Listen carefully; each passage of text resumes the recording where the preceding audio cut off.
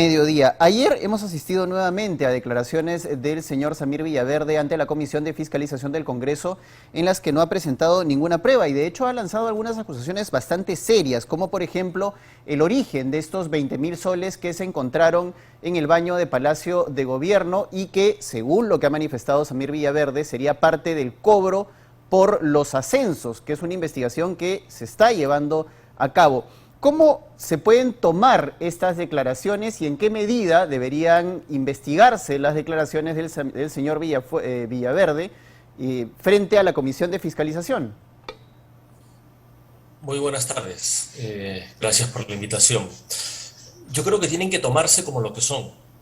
Es decir, declaraciones hechas por una persona que está siendo investigada por la justicia, por la comisión de delitos, y como declaraciones frente a las cuales ni el señor Villaverde ni nadie que la sostenga hasta ahora ha presentado alguna prueba o algún recaudo que pueda contribuir a darle mayor credibilidad que la propia palabra del señor Villaverde. Ciertamente se refiere a hechos graves, pero por los $20.000 que se encontraron en el baño de Palacio de Gobierno, existe ya una investigación.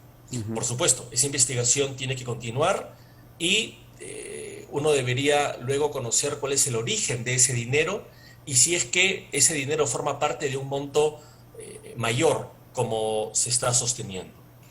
Pero las declaraciones del señor Villaverde las ofrece ante la Comisión de Fiscalización. Yo considero que si realmente tuviese pruebas o alguna voluntad de colaborar, la misma declaración, acompañada de pruebas, tendría que presentarla a la autoridad encargada de investigar, que es el Ministerio Público. Cuando el fiscal o cuando el Ministerio Público lo ha citado y el señor Villaverde ha tenido oportunidad de declarar y acompañar sus declaraciones de los medios probatorios que sostiene tener, ha preferido guardar silencio. Por tanto, el escenario actual es que frente al Ministerio Público encargado de investigar los delitos que él sostiene conocer, guarda silencio. Y frente a la Comisión de Fiscalización, que es más un ente político que un ente propio para investigar, se despacha, acusa, pero no presenta medios probatorios. ¿Esto obedece a una estrategia, diría usted, doctor Meini? Sí, en mi concepto obedece a una estrategia y sobre todo si escuchamos con atención lo que ha manifestado el día de ayer, en el sentido de que cuando los miembros de la Comisión de Fiscalización le piden pruebas y que las aporte, el señor Villaverde sostiene que no lo va a hacer hasta que él entienda que su seguridad se encuentra garantizada en algún lugar donde el Poder Ejecutivo no pueda ejercer influencia. Lo que está diciendo es que él va a presentar las pruebas cuando esté en libertad, porque las cárceles las controla el INPE. Y el INPE depende del Viceministerio de Justicia, es decir, del Ejecutivo. Lo que soslayadamente está diciendo, pero por eso insisto, hay que ser muy cuidadoso al escuchar las declaraciones del señor Villaverde, lo que está diciendo es que él teme por su integridad física y jurídica. Habrá que ver qué entiende él por su integridad jurídica, supongo el estar detenido, pero está detenido porque existen suficientes indicios que lo vinculan a graves casos de corrupción. Y, claro, lo que él sostiene es que mientras está en la cárcel, su seguridad corre peligro. Y no va a ofrecer las pruebas que sostiene él tiene en tanto esa situación continúe.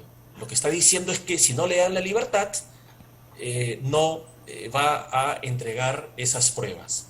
Ahora, Entonces, doctor, sí. es interesante también y sintomático, dicho sea de paso, el hecho de que aparezca una nueva versión sobre el origen de estos $20.000, ¿verdad? Porque ahora el señor Villaverde sale a decir que el señor Bruno Pacheco en algún momento le dijo que él tenía que decir que él le había prestado el dinero porque como empresario tenía la forma de justificar el origen de estos $20.000. Sin embargo, Bruno Pacheco, ante la misma Comisión de Fiscalización del Congreso, dio hasta dos versiones distintas de dónde habían salido esos $20.000. Entonces, ya encontramos ciertas contradicciones sobre el origen de ese dinero, algo que ya llama poderosamente la atención y sobre lo cual hay que investigar, que es lo que habíamos estado conversando.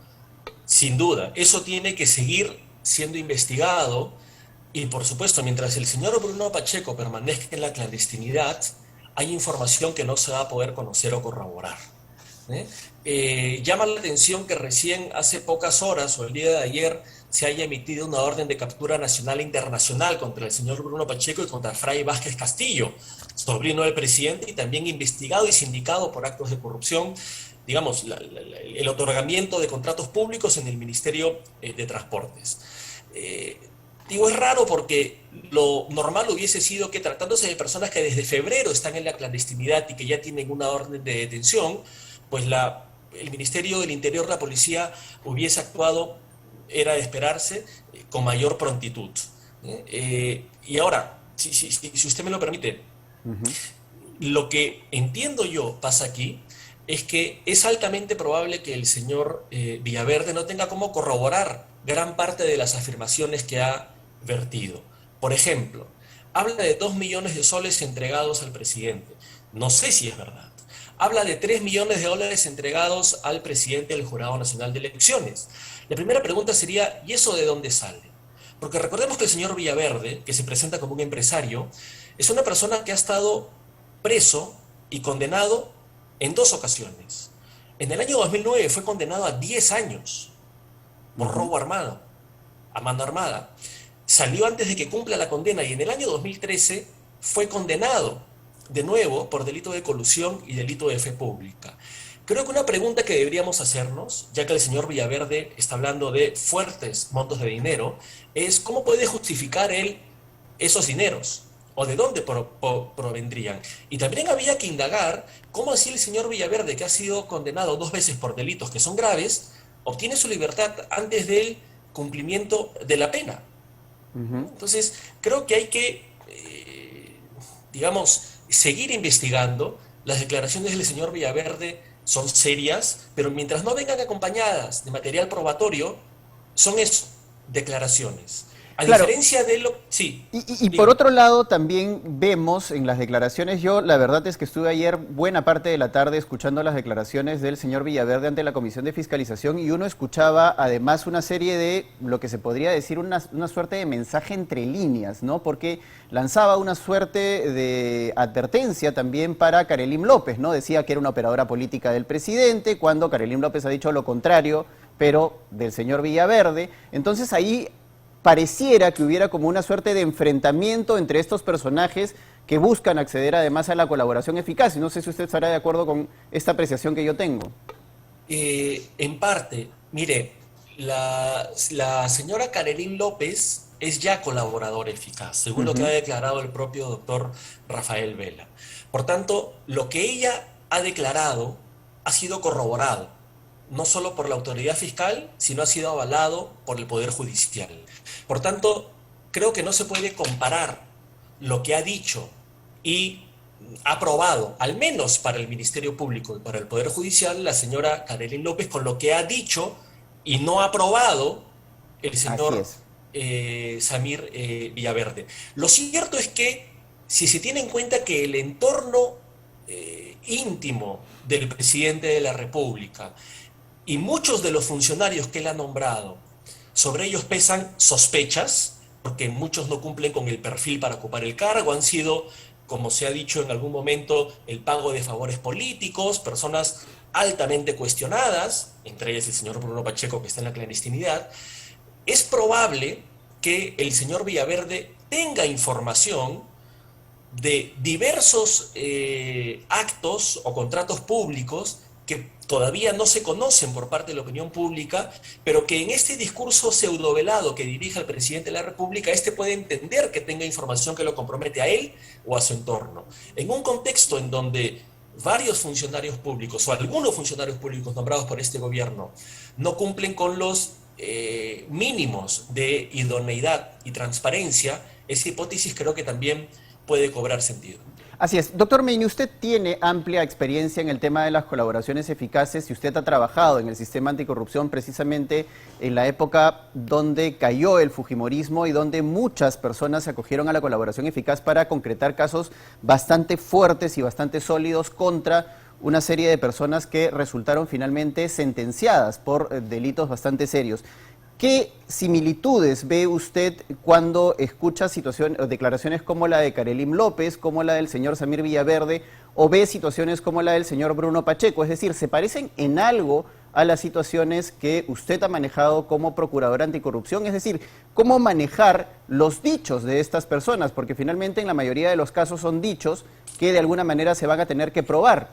El asunto es cómo probar esos dichos, cuando no hay pruebas materiales, a eso es a lo que voy.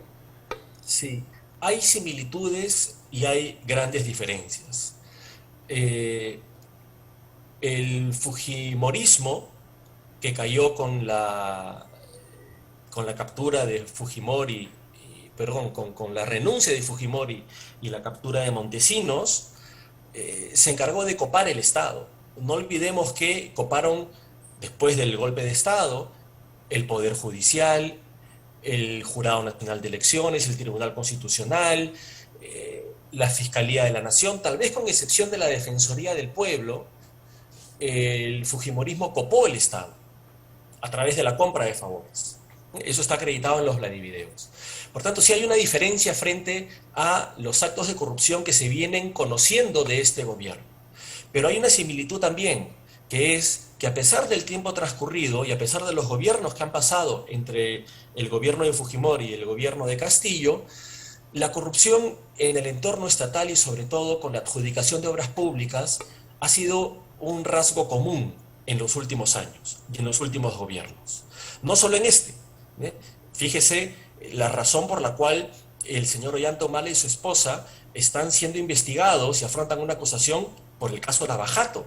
El señor Toledo y su esposa, la señora Elian Karp, pendientes de una extraditación en Estados Unidos, igualmente, por la interferencia o por el tráfico de influencias y el recibo de sobornos para favorecer a empresas en contrataciones públicas.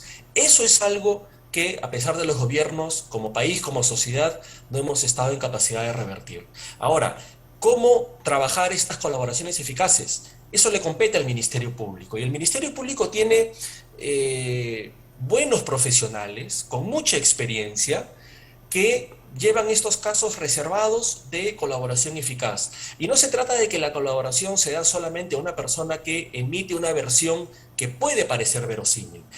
Esa declaración, esa versión tiene que quedar corroborada. La propia ley que regula el proceso especial de colaboración eficaz establece las etapas de ese proceso y cómo tiene que corroborarse esa información.